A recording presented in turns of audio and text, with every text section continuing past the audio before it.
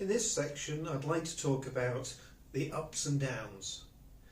Now, when I started I designed a terminus and I wanted it to have access to a fiddle yard at a lower level and also to have access to a higher level station, and that the fiddle yard would also connect to loops going underneath the terminus.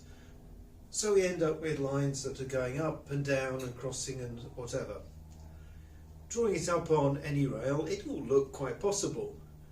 Construction was much more interesting. You needed effectively sky hooks to support the tracks.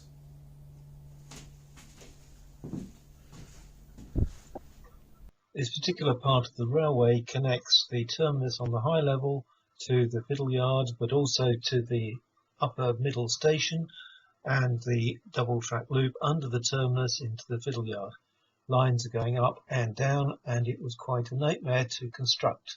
Starting with the two lines coming up from the double loop, they were relatively straightforward, although I did make a mistake on the vertical curves, putting them on horizontal curves, which made getting the smooth run difficult.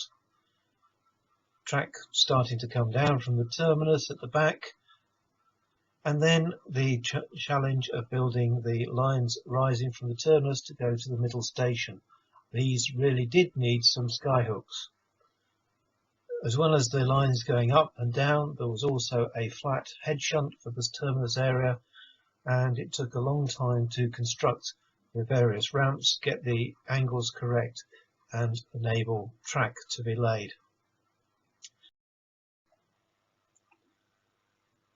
Cork sheet was cut and stuck to the track bed, and then the track was stuck down with copy decks on top of that and then ballasted. The scenery was constructed using cardboard formers overlaid with plaster of Paris bandage from Woodland Scenics, before it was then painted with a neutral colour, and then the static grass can be applied. It took a little while to get all the various shapes, because often there wasn't much to stick any of the cardboard or plaster of Paris to, particularly on some of the curves.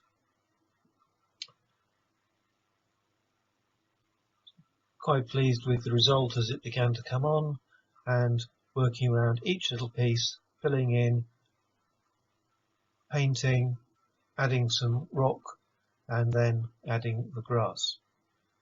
One particular area I was pleased with was at the far back, where it started off with card formers and then using sculptor mould actually created the rocks. I found that with a dabbing technique, using a little bit of old sprue, I could actually make a very realistic rock formation and built it up around the tunnel mouth to disguise the fact that the scenic background disappeared. Building it up in layers, each time stippling it on and then painting it, and using different shades of grey, one can get a nice rock looking formation. So let's have a look at a train running.